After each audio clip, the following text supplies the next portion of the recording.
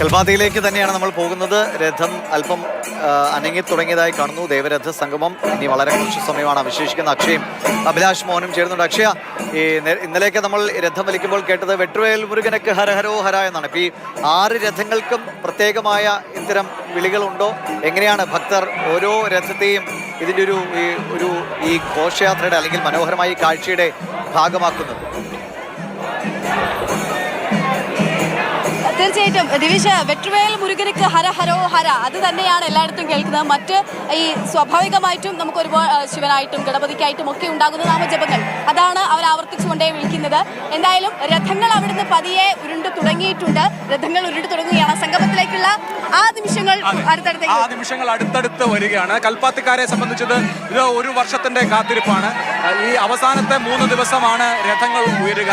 1-ാം തേര്, 2-ാം തേര്, ഇന്ന് അവസാനത്തെ തേരാണ്. ഇപ്പോൾ നമുക്ക് കൊട്ടും പാട്ടും മേളവും വാദ്യവും ഒക്കെ കേൾക്കാം. തേര് ചലിച്ചു തുടങ്ങിയിരിക്കുന്നു.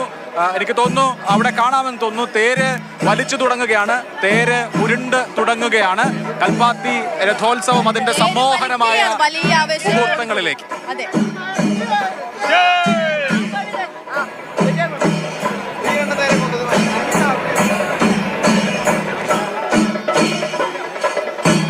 രഥപ്രയാണം ഇപ്പോൾ ആരംഭിച്ചു കഴിഞ്ഞിരിക്കുന്നു. നമ്മളിപ്പോ വിശാലാക്ഷി സമേത വിശ്വനാഥ ക്ഷേത്രത്തിന്റെ നേരെ മുമ്പിലാണുള്ളത്. അവിടെ നിന്ന് തേര് ഗണപതി ക്ഷേത്രത്തിലേക്ക് പതിയെ ചലിച്ചു തുടങ്ങിയിരിക്കുകയാണ്. തേരിതാ ചലിച്ചു. നിങ്ങൾ എവിടുന്നാ? മേപ്പറമ്പ്. എല്ലാരും ഫ്രണ്ട്സ് ആയിട്ട് ഇറങ്ങിയതാ? തേര് വലിക്കാൻ കൂടുതലേ? ഒരുമിച്ച് നിന്നോ കേട്ടോ.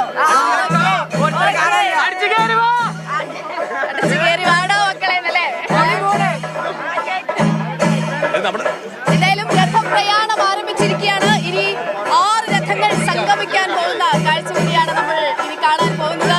അതിനുള്ള അക്ഷമരായുള്ള കാത്തിരിപ്പാണ്.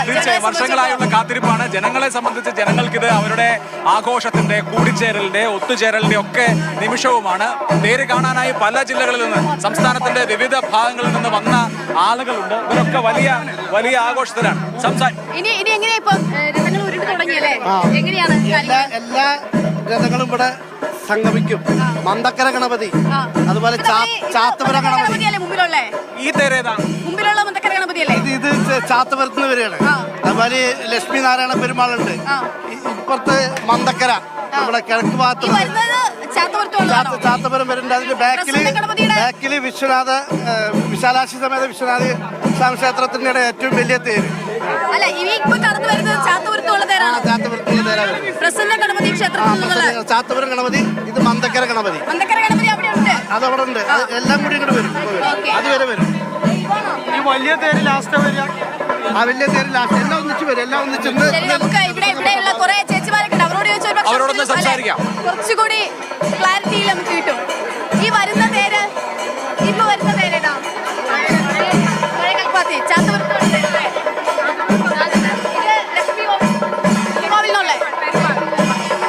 മന്ദക്കര ഗണപതിയല്ലേ തൊട്ടുപുറത്തുള്ളത്?